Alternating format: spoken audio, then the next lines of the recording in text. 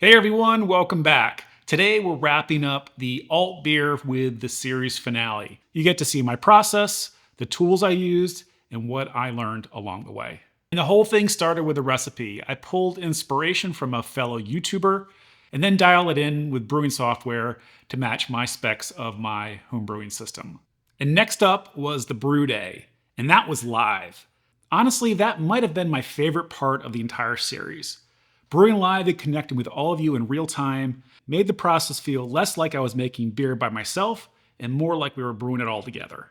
And the brew day went really smooth, from mashing in, boiling, adding the hops, and getting the beer in the fermenter.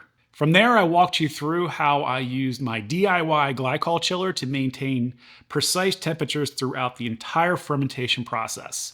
We even used it to cold crash the beer. From there came the hard part. This Altbier took 3 months to lager. I put a sticker on it for August 23rd and we let it sleep for 3 months. And then from there we carbonated our beer. I talked about a few different ways you can carbonate it, from slow carbonating to a fast carbonation method. We let it sit overnight and got it ready for the taste test.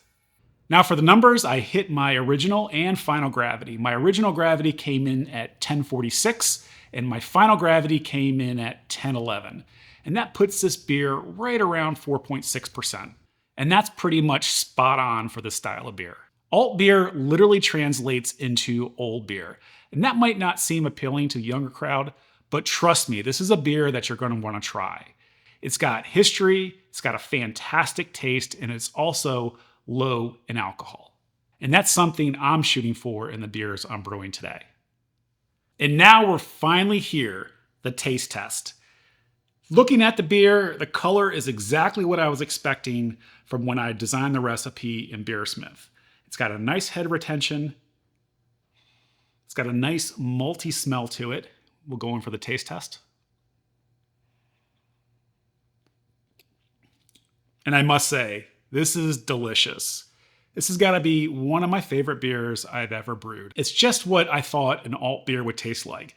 It's got a nice malty backbone and it's balanced out nicely with the hops and has a nice dry aftertaste. Oh, that's delicious.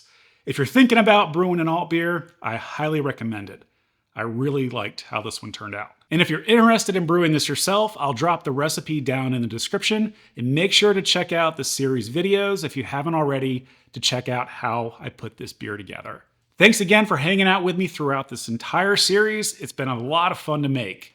And if you haven't already, give me a thumbs up and subscribe for more content like this in the future. See you next time. Cheers. That's delicious.